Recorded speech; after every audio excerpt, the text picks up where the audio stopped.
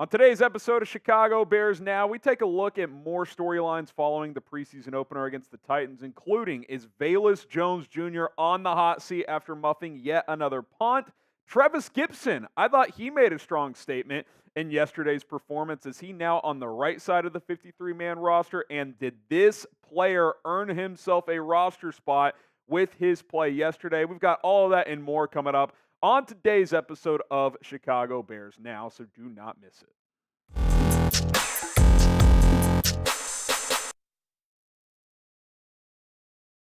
I'm Harrison Graham, and today's episode is sponsored by Rhone. Get 20% off with Rhone at rhone.com/chatsports with code chatsports, polos, long sleeves, dress pants, and a whole lot more.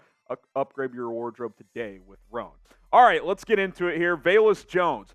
Could you trade him? I kind of just casually tweeted this out last night because, look, let's be honest. Velus Jones Jr. is under fire from the fan base, from the media, from probably his coaching staff after yet another muffed punt and a bad overall performance against Tennessee. And I tweeted this out, and I wanted to see what the results were, so I'll ask you guys on this platform as well.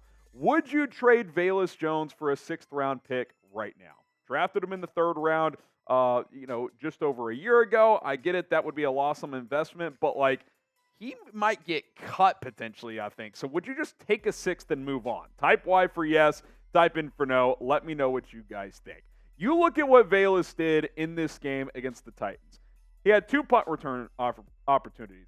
None of them were caught out of the air. He let them both hit the ground. Now, the first one was kind of a short punt, and he would have probably had to catch it on the dead sprint. So, I'm willing to give that one a pass. Took it on one hop, a short hop right to him. Got 5-6 yards, whatever it was. Okay, fine.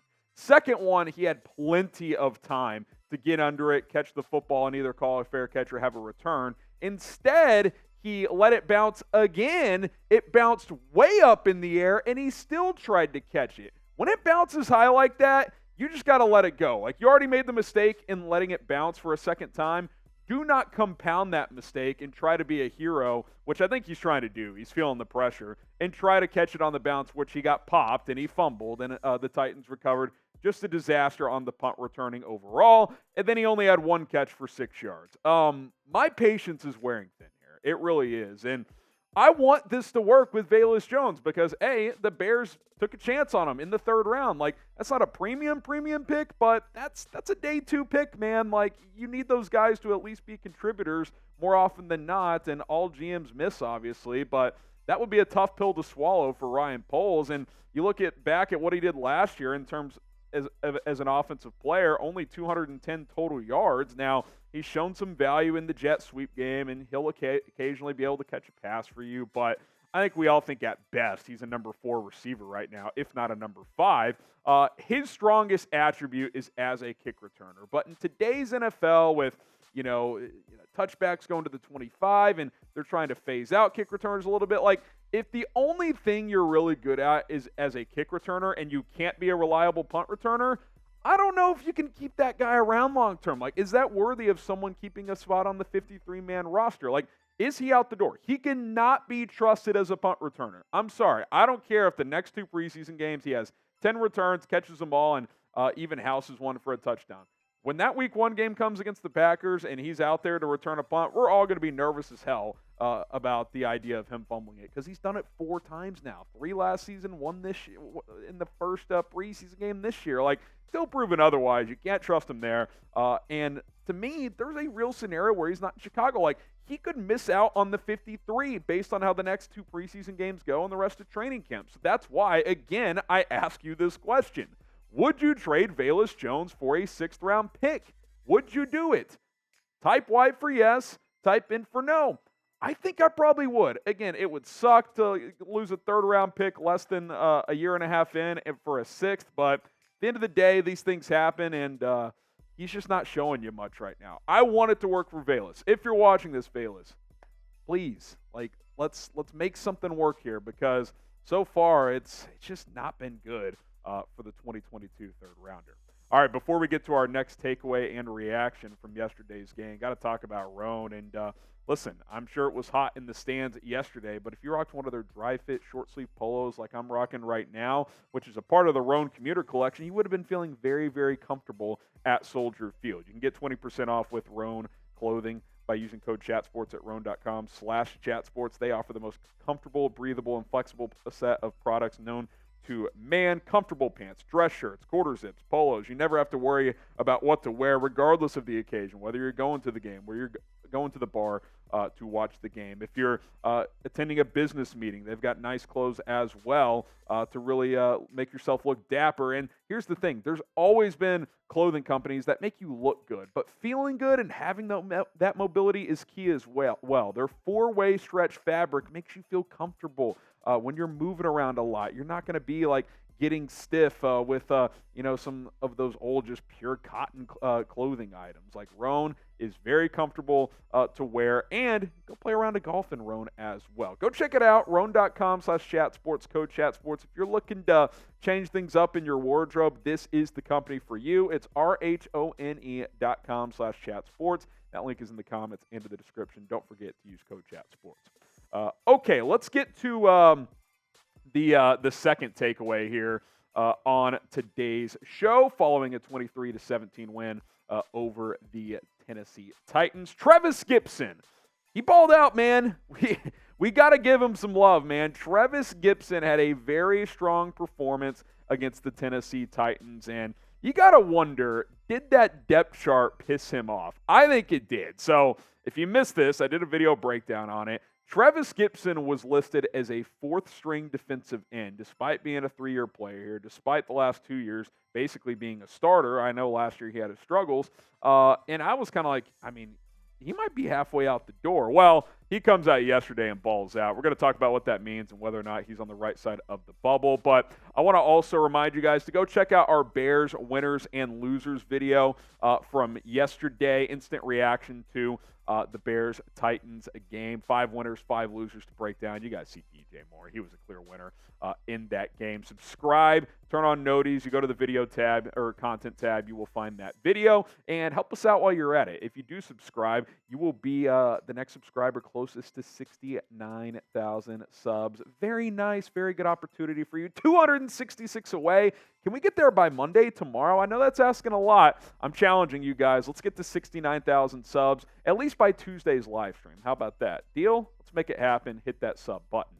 Okay, back to Trevis Gipson. This is where he was listed. Oh, wait, he's not even on the 3 deep. You see in the bottom left corner where I have to put an also for some extra names there. Trevis Gipson's there. By the way, Jalen Harris had a sack and a half. Nice game for him as well. But he was under the microscope heading into this game, and he more than delivered. He had 5 tackles, 3 solo tackles. He had a sack and 3 quarterback hits. It felt like he had 5 sacks. He was in the background so early and often. And I do want to make the point, too, he kind of checked into the game with the 2s, so maybe that depth chart was, again, it's unofficial, but maybe that was like the staff just sending a little message like, hey, maybe we don't love what we're seeing in training camp. Let's see if this lights a fire under his ass. Well, if that was the goal, it definitely worked. I think as a rotation pass rusher, Gipson has value. That's what he was 2 years ago in 2021 when he had 7 sacks. I think he was playing like 45% of the snaps that year, where come in, be an energy guy, be physical, get after the quarterback. Last year, he's asked to be a starter. He got double-teamed a lot, especially after Robert Quinn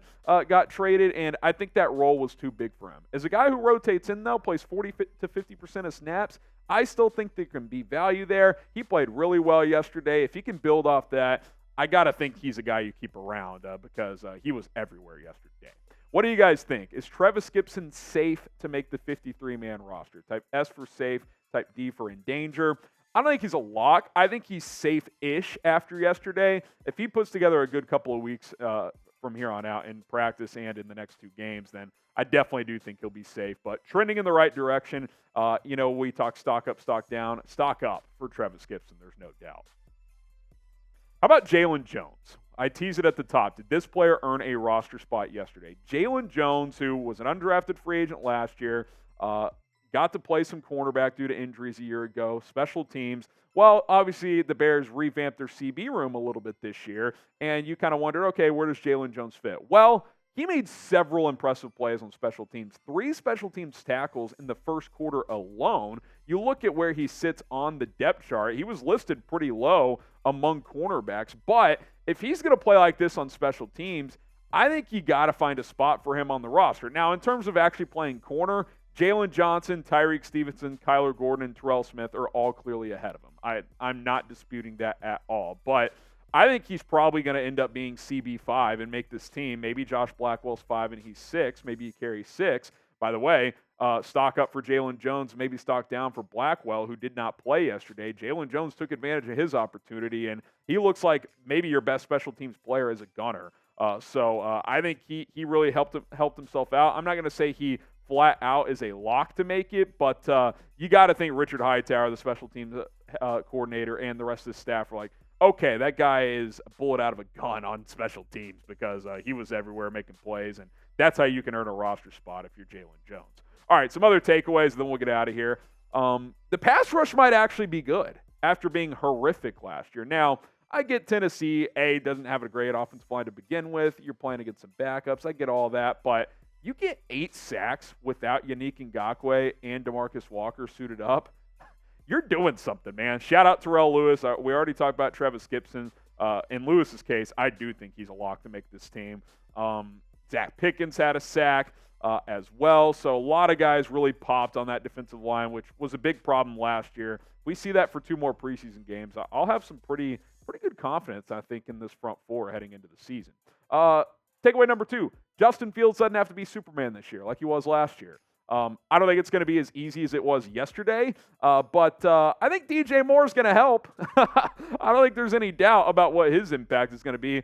Justin Fields didn't even have to throw an accurate ball. He just catches it on the back hip and takes it 62 yards for a touchdown. Now, again, I don't think that's going to be a consistent theme where you just take the snap, throw it out into the flat, and DJ Moore and the blockers do the rest, but it's nice to have a guy who's capable of that. You have not had that before. Justin Fields, I also think on that screen pass to Herbert when he kind of evaded pressure last year, he might have just taken off and run himself.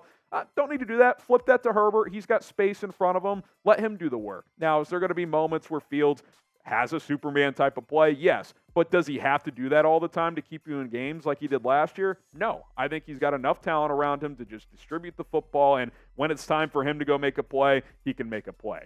And then lastly, Tyreek Stevenson is a dude. Capital D-U-D-E. He's your second outside corner. I'm pretty confident in saying that. I know Terrell Smith has been competing, and he deserves credit. And I think as a CB4, he'll play a nice role there as a rookie. But this kid just isn't intimidated. He had a couple of hard hits yesterday, 7 tackles as a whole. He's a good tackler, good in run support. He had one play where the Titans tried to throw a quick bubble screen with to a receiver with the other receiver blocking in front. He completely sheds that block and lights up the guy for a TFL. Almost had a pick 6 off Will Levis, completely read Levis's eyes, jumped the out route, and couldn't quite squeeze it. It would have been a tough pick. I wouldn't call it a straight-up drop, but definitely a play I think he's capable of making. Either way, it was a good breakup. I think he starts on the outside opposite of Jalen Johnson, and you've got a player there. There's no doubt about it. Who's excited for next week against the Colts? And just throughout the week, by the way, joint practices. We'll have full coverage of that as well. Tight bear down if you're fired up for the week ahead with these joint practices, and, of course, the next preseason game against Indianapolis. Again, we'll have full coverage of all that and another watch party next week. Appreciate all the love and support for yesterday's watch party, our post-game show as well. I think that second stream was a success, so we'll probably go with that strategy moving forward, but stay tuned. We'll keep you guys in the loop. My name is Harrison Graham. We'll see you guys soon. Bear down.